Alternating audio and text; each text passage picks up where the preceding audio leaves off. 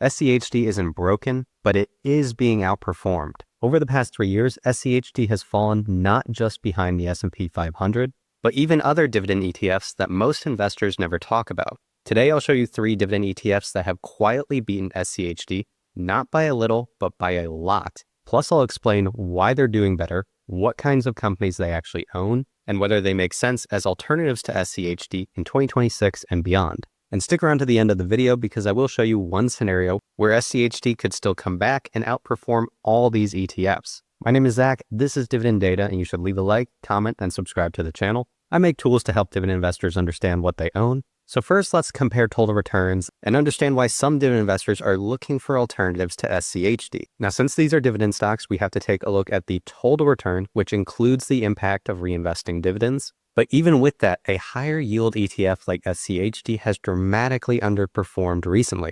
The 3-year total return is just 17.7%. That is a 5.6% compound annual growth rate. And over the past year, SCHD is down 2.9%. The other ETFs I'm going to show today have a similar focus around dividends with higher yields than the S&P 500, but have performed far better than SCHD. As an example, VIG, the Vanguard Dividend Appreciation ETF, has a 3-year total return of 47.9%. That's a compound annual growth rate of 13.9%. Over the past year, VIG has a 9% total return. So let's take a look at VIG. This fund has been around since 2006. It has a very low expense ratio of 0.05%. It's diversified across over 300 holdings, and it's become quite popular with over $116 billion in assets under management, which is ahead of SCHD. However, this is lower yield with a 1.65% dividend yield over the trailing 12 months. They pay a quarterly dividend, which has grown over the long term. The 5-year compound annual growth rate is 9.18%, and the 3-year CAGR of the dividend is 6.54%. Unlike individual dividend stocks, you won't see as consistent of a dividend payment with predictable increases, but that is true of most dividend ETFs, including all the ones I'll show today. So you're really just hoping for a long-term trend of dividend growth. But the big thing that matters with these ETFs is the actual companies that they own, because after all, we're investing in businesses. So the fund that you buy will do as well as its underlying holdings. If you take a look at VIG, you will notice that it has a far higher exposure to both tech companies and dividend growth stocks. So as an example, Broadcom is 7% of the fund, Microsoft is 4.79%, Apple's 4.2%, JP Morgan 4%, Eli Lilly 3.1%, Visa 2.5%, MasterCard 2.1%. It even owns Oracle and Costco.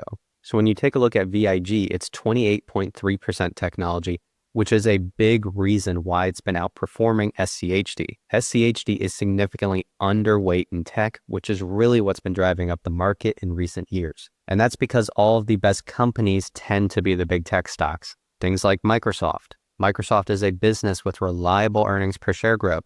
And over the long term, the stock price is bound to follow increases in fundamental performance. So if a company is able to double their earnings every 5 years, then the stock price, as long as it's not horrifically overvalued, should follow that. A growing business is also what allows for continued growth in the dividend payment. As you can see, Microsoft has a 5-year compound annual growth rate of 10.2% for the dividend, and that quarterly payout has grown basically 10% every year. It's very sustainable too, with a 33% free cash flow payout ratio and 23% net income payout ratio. On top of technology, they also own more financial services, and of those companies, they own some higher quality growth stocks as well. And these aren't risky names. These are things like Visa and MasterCard. These are dominant businesses with network effects and growing earnings per share. These are high margin money printers with growing free cash flow and reliable dividend growth. Visa has a 5-year compound annual growth rate of 15.9% for its dividend. And again, it's sustainable with a 21% free cash flow payout ratio and 23% net income payout ratio.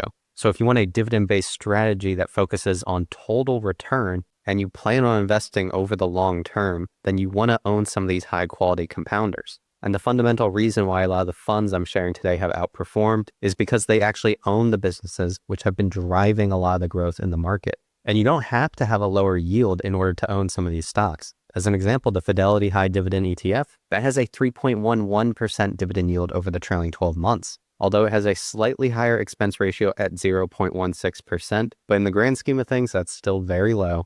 And this ETF I have here, I think a lot of you guys are going to like. Someone suggested it in a comment on my recent videos. That's FDVV. That has a 3-year total return of 60.7%. which is a 17.1% compound annual growth rate. And it is the highest yield example that I will share today as well. The one-year total return is 9.8%. This fund's only existed since 2016, so it is a little bit smaller. It has $7.4 billion in assets under management. It's diversified with over 100 holdings. And if we take a look at the dividend over the past 5 years, it does have a 9.36% compound annual growth rate. But over the past 3 years, we are starting to see more of a slowdown in dividend growth. But over the past 3 years, we haven't had a big trend upwards in dividend growth. But the past 4 quarters were significantly above the 4 quarters prior to that. But again, the most important thing when analyzing ETFs is taking a look at the actual businesses they own. This is crucial and overlooked. FDVV, the top holding is NVIDIA, 6.42%. You have Microsoft at 5.61%, Apple just under 5%, JP Morgan and Broadcom at 2.5%. And then you have some higher yield names. You have Philip Morris International at 2.2%. You have Coca-Cola, Exxon, and Altria around 2%. You got Visa again at 2.18%. So again, we have a much higher exposure to technology at 26.5% overall and financial services at 19.4%. But then you have some of those higher yield companies coming from consumer defensive, real estate, utilities, and energy. So that's how you're able to have a 3.11% dividend yield while still owning a lot of those growth names that help drive the stock price up. Some of you may say NVIDIA is not a dividend stock. But really, we're just talking about businesses here, and NVIDIA has incredible earnings and cash flow. I mean, for crying out loud, the company generated $22 billion of free cash flow in the latest quarter. Now I'm going to take a look at DGRO, which is the iShares Core Dividend Growth ETF. That has a 3-year total return of 43.5%, which is a 12.8% compound annual growth rate. And over the past year, that's a 9.1% total return. This fund has been around since 2014. In terms of dividend yield, it's right in the middle of the 3 examples I gave. It has a 2.30% dividend yield over the trailing 12 months. The expense ratio is 0.08%, so still very low. Diversified with just under 400 holdings and $34.69 billion in assets under management. Over the past 10 years, this has grown at an 8.1% 10-year compound annual growth rate for the dividend. The 3-year CAGR of the dividend is 16.28%, and this is a quarterly payment. Now, DGRO is more interesting because they actually don't own as much technology as some of the other examples I gave, while still beating SCHD by a large margin. DGRO owns financial services the most at 20.3%, followed by technology at 18.9%, and then healthcare at 17.2%. And this is far less concentrated than some of the other examples I gave. Johnson & Johnson is the top holding at 3.3%, followed by Apple at 3.29%, ExxonMobil at 3.12%, JP Morgan Chase at 3%, and AbbVie at 3%. But they still own some of those higher growth tech stocks, things like Microsoft and Broadcom. But really, there's a broad selection of just dividend growth stocks here.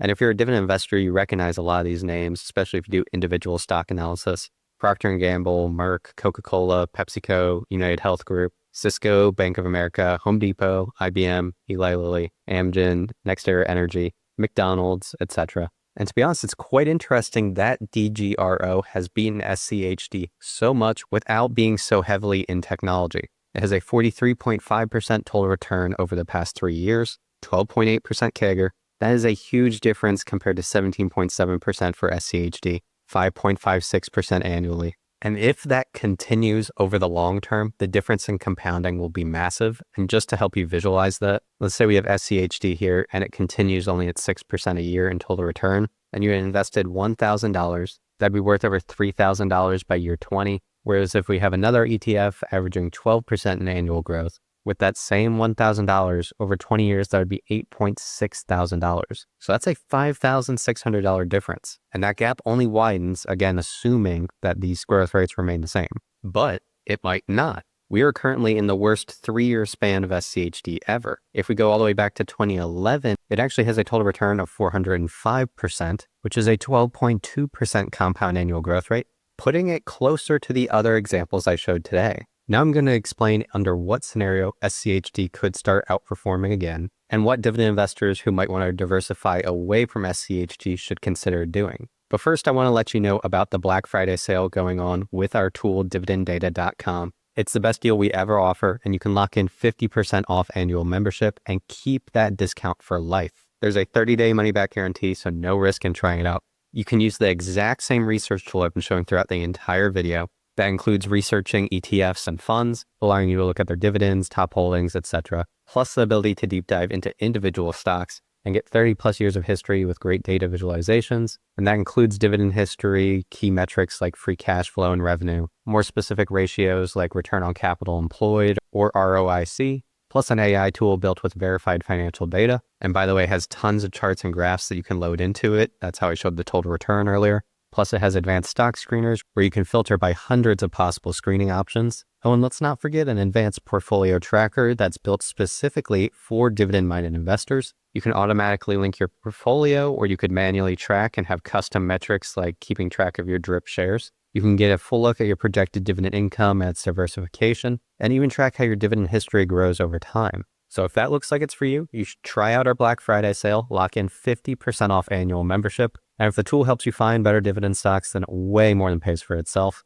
The link is in the description and pinned comment of the video. So let's take a look at SCHD and under what scenario it could outperform. If we take a look at the current diversification, you'll notice that technology is far lower at just under 10%. Financial services is also under 10%.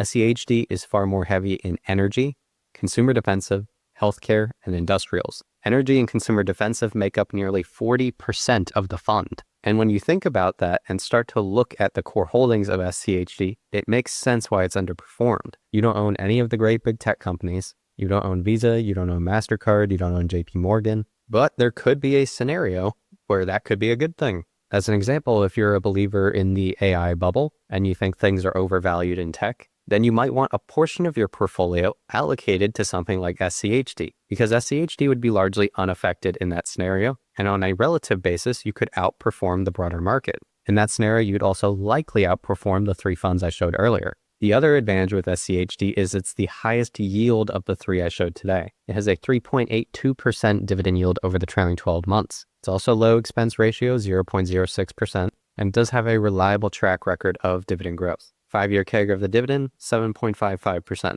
So what should you do if you've been owning SCHD and want alternatives? I think there's nothing wrong with adding some of these other funds to your account. And frankly, if you had 2 or 3 of them, then it's not necessarily a bad combination of dividend ETFs that will do well over the long term. Some will do better when tech's doing well, and then you'll have SCHD for when it's not. With that said, you should do your own research before making any investing decisions. I'm just providing some educational content and opinion here. This is not personalized financial advice for any of you. Everyone has different goals. As an example, you could also consider having part of your portfolio just in the S&P 500, something like VU. That's another low-fee index fund, and over the past 3 years, it's beaten all of these dividend ETFs. 74.4% total return. That's a 20.4% compound annual growth rate. Now, I don't think we'll have that kind of return going forward, especially since we're measuring 3 years ago from kind of the weak tech market. Over the past 5 years, VU has had a 14.7% compound annual growth rate. So if you're a dividend investor who's been investing in SCHD, there's nothing wrong with diversifying and including some other options, especially if you have a long time horizon,